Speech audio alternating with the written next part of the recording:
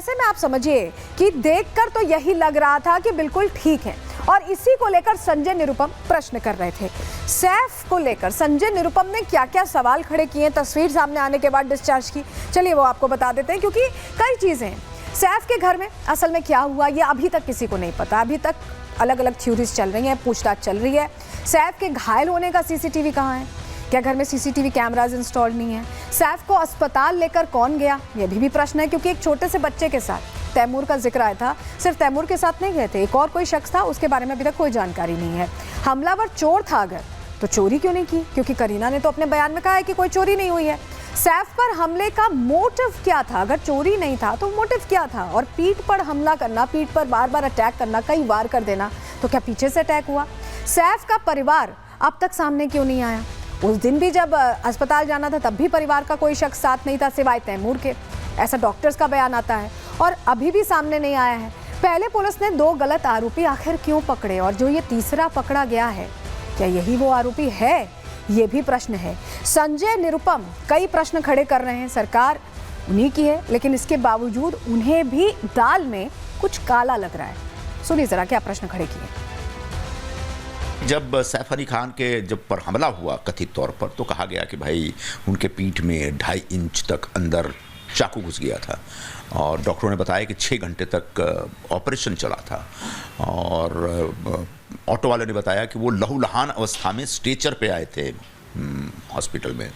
तो ऐसे में हमारे मन में सवाल है कि 16 जनवरी की ये घटना है, और उसके बाद 6 घंटे का ऑपरेशन होता है, और उसके बाद कोई व्यक्ति 4 दिन के अंदर ऐसा हंसते खेलते उछलते कूदते पहुंच जाता है, क्या यह संभव है? तो मेडिकल फ्रेटर्निटी से ही मेरा एक सवाल है। देखिए, संजय निरुपम ये कह रहे हैं कि कम से कम मेडिकल फ्रेटर्निटी से ये समझने की जरूरत है कि क्या ये वाकई संभव है कि इतनी गंभीर चोट किसी को लगी हो, इतना लंबा उसका ऑपरेशन चला हो, और उसके बाद वो यूं ही डिस्चार्ज होकर चलते हुए जा रहा है। लग ही नहीं रहा कि कुछ गंभीर स्थिति थी भी। डॉक्टर्स ने क्या कहा है, चलिए आपको बता देते हैं, जानकारी आपके सामने रख रहे हैं। सैफ ने यहाँ पर जब डॉक्टर से डिस्चार्ज हुआ तो डॉक्टर्स ने सैफ को रेस्ट की सलाह दी है, आराम करने की सलाह दी है, और 2 हफ्ते तक बेड रेस्ट पर रहने को कहा है, यानी बेड पे ही रहने को कहा है, बहुत मूवमेंट करने को मनाही है।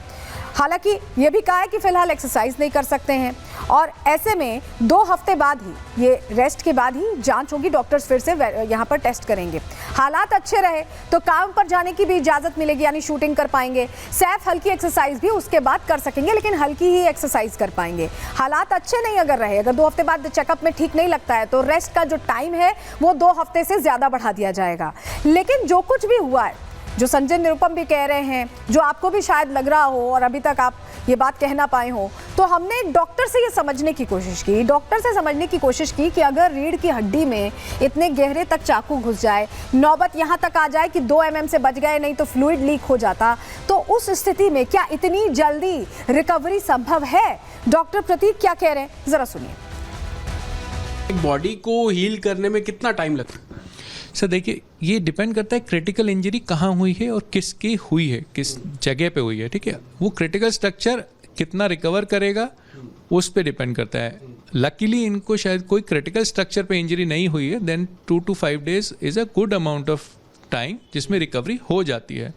हाँ, अगर क्रिटिकल स्ट्रक्चर कोई डैमेज होता है तो उसमें लाइफ लॉन्ग तक कोई ना कोई इम्पेयरमेंट या कोई ना कोई इशू रह भी जाते हैं। होपफुली इनके नहीं हुई कोई injury, and that is a good part, ताकि इसलिए जल्दी रिकवर कर पाए।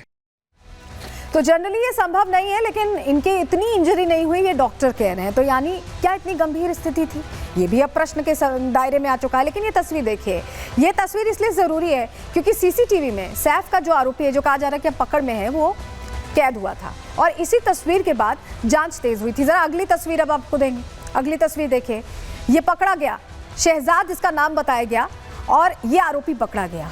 और अब चलिए ज़रा आपको समझाएं, ये जो 2 तस्वीरें सामने आई हैं, इसको लेकर भी एक बात कही जा रही है। क्या आपको भी ऐसा लग रहा है, एक दर्शक के तौर पर आप देख रहे हैं ये पूरा शो, आपको भी ऐसा लग रहा है कि ये 2 चेहरे अलग अलग हैं? ज़रा देखिएगा, ये जो चेहरा है और ये जो शख्स है, क्या आपको भी ये अलग अलग लग रहे हैं?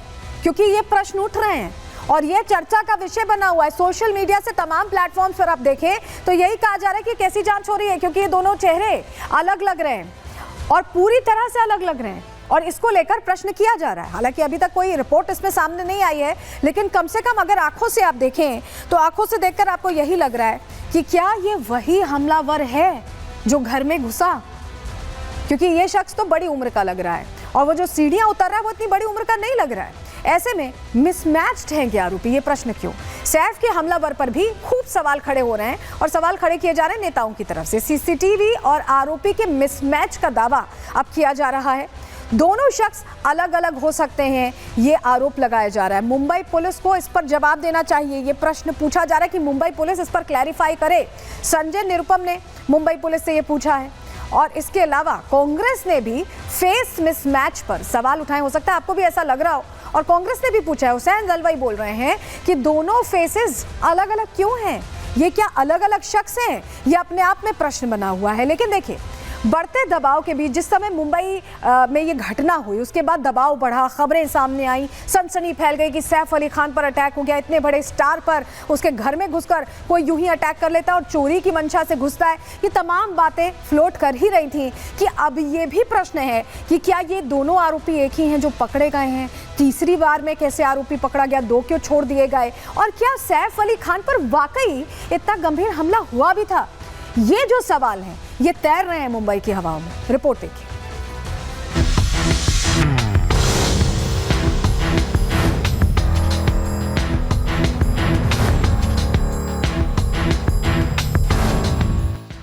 सैफ अली खान पर जब हमला हुआ तो उससे पूरा देश सन्न रह गया।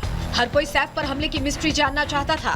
मुंबई पुलिस ने इस मामले में शहजाद नाम के एक बांग्लादेशी युवक को गिरफ्तार किया है।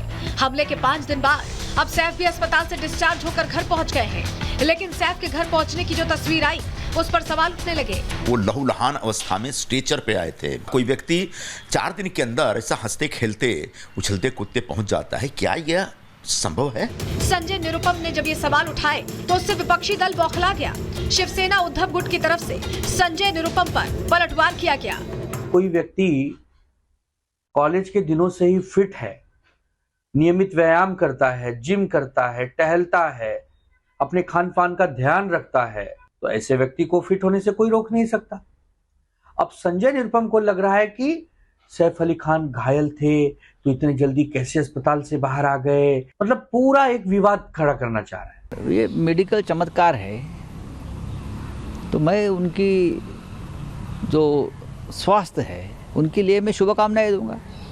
हमारे देश के अच्छे कलाकार है, चाकू कितना भी अंदर घुसा हुआ आदमी जिंदा है और अपने पैरों पर चलकर घर जा रहा है। ये हमारी लीलावती अस्पताल के डॉक्टरों की एक चमत्कार किया वो लोगों ने, ऐसा लगता है। सैफ पर हमले के मामले में पुलिस भी सवालों के घेरे में है।